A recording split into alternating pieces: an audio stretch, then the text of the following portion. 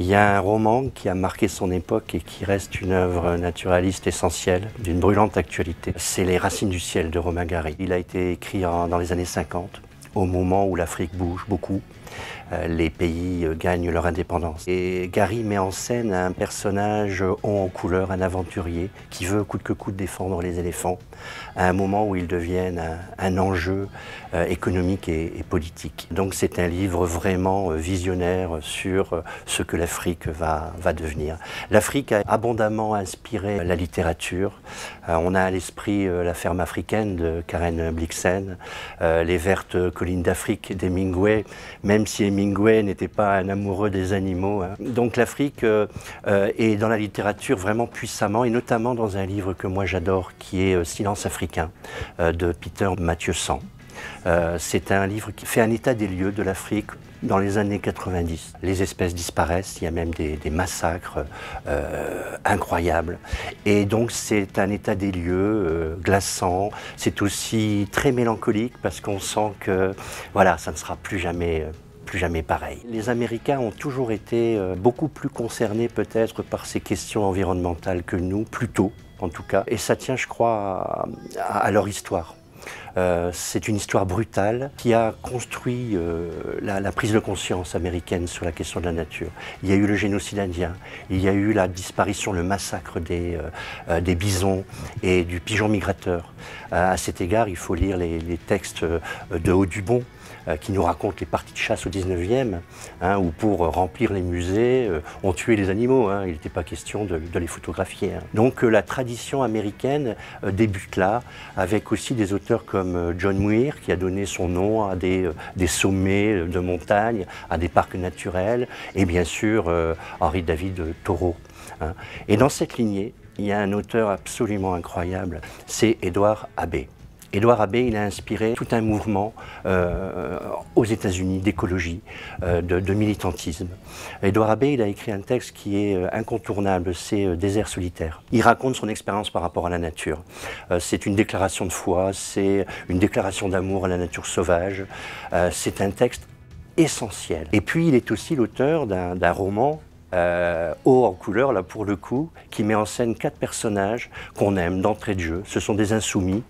Ils ont décidé d'aller détruire les barrages, les ponts, dans le désert qu'ils adorent. C'est un livre palpitant avec de multiples rebondissements et évidemment on retrouve une nature complètement éblouissante et menacée, et donc on est en pleine empathie avec ces personnages. Ce sont ce qu'on appelle des éco-activistes. Et donc on peut dire qu'Edward Abbey, il a un petit peu créé le concept d'éco-activisme. Et c'est en cela aussi qu'il a inspiré beaucoup d'écologistes aux États-Unis. Ensuite, évidemment, on est obligé de rebondir avec un auteur qui est pour moi plus punk, plus rock'n'roll, c'est T.C. Boyle. Et justement, il a un livre qui marque aussi son époque, qui a été publié au début des années 2000 et qui était tristement visionnaire. C'est Un ami de la Terre. Dans Un ami de la Terre, T.C. Boyle met en scène un personnage qui s'appelle T et qui s'occupe d'une ménagerie d'animaux en voie d'extinction. Donc on y est, quoi. Alors, en tout cas en Australie, aujourd'hui, on y est presque. Il se remémore des moments de son existence, quand il était justement à défendre les grands arbres et à se nicher là-haut dans la canopée pour sauver ce qui pouvait être encore sauvé. Donc c'est un livre très très fort, d'anticipation. Malheureusement, on s'approche de l'histoire qu'il raconte. Et c'est aussi un auteur qui est intéressant parce qu'il écrit des sortes de fables satiriques. Il faut lire absolument Après le carnage. Edward Abbey et T.C. Boyle sont des auteurs engagés. Et dans la tradition de cet engagement, il faut citer 2 autres auteurs. Une femme, Barbara Kingsolver, qui a décidé de vivre en autonomie alimentaire et qui a écrit un livre magnifique qui s'appelle Un jardin dans les Appalaches. Et puis Rick Bass. Alors Rick Bass, c'est un personnage, un ami de Jim Harrison, un homme qui vit dans le Montana, et il a mené tout un combat pour défendre justement sa vallée de Yaak dans le Montana.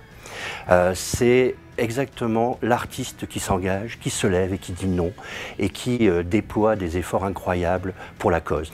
Et à côté de cet engagement, c'est évidemment un romancier, un écrivain vraiment très délicat. Il raconte une aventure époustouflante avec quelques copains dans les derniers Grizzlies.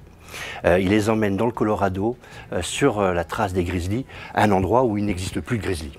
Et c'est l'occasion pour cette bande de copains de refaire le monde, de réfléchir au monde tel qu'il va, bien et mal, et on rigole pas mal. Dans cette optique, il y a un auteur qui a justement pris le parti d'en rire, et comment, c'est Carl Hiaasen, qui a situé toute une série d'histoires en Floride. Et on peut dire qu'il est l'auteur de thrillers écolo rigolos. Alors je pense notamment à 2 titres qui sont formidables, De l'orage dans l'air. Et puis il y a un deuxième livre, moi, qui me plaît beaucoup chez cet auteur, c'est Mal de chien, qui met en scène un milliardaire farfelu et ornithologue qui traque les pollueurs, les petits comme les gros.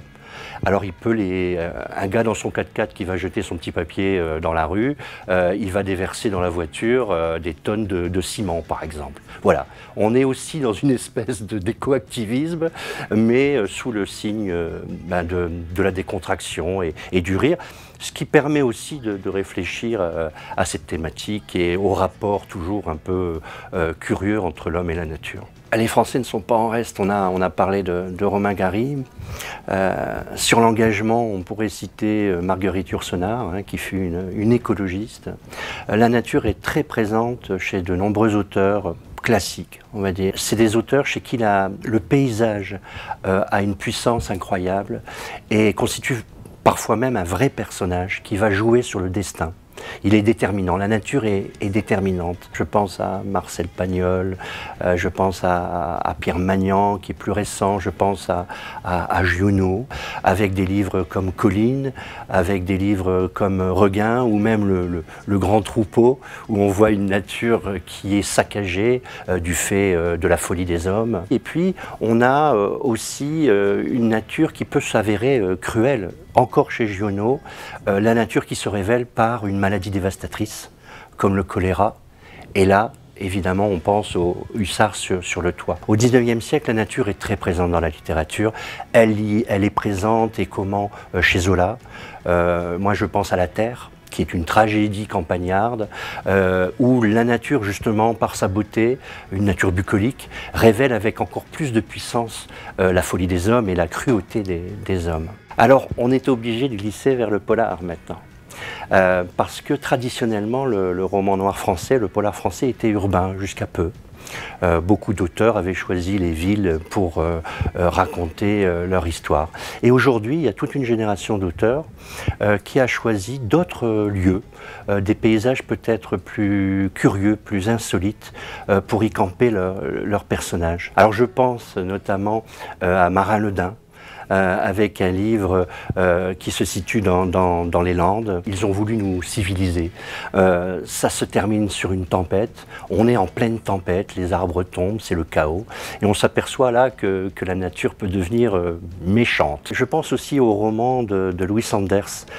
Et là, la nature est pleine de secrets sur l'histoire intime des hommes, des personnages. Et bien sûr, on pourrait citer tous ces nouveaux auteurs que sont Colin Niel, Franck Bouys, Séverine Chevalier ou encore Sandrine Colette, qui ont vraiment choisi la nature comme toile de fond de leur histoire. Et ça donne, je trouve, une singularité nouvelle au roman noir français. Et puis il y a aussi de l'engagement chez les auteurs français. Jean Amila, en 71, avec La Vierge et le Taureau, nous racontait les dangers du nucléaire. Ça a été d'ailleurs l'engagement de sa vie. On pense aussi à Colin Thibert, plus récemment, qui avec Royal Cambouis a raconté le désastre des stockages de matières dangereuses. Et puis tout récemment, je pense à David Imbert, qui a raconté la pollution des eaux. Je pense que c'est important de puiser dans ce vivier d'histoire pour prendre du plaisir, évidemment, mais aussi parce que ces livres-là donnent à réfléchir sur notre rapport au monde et à la nature.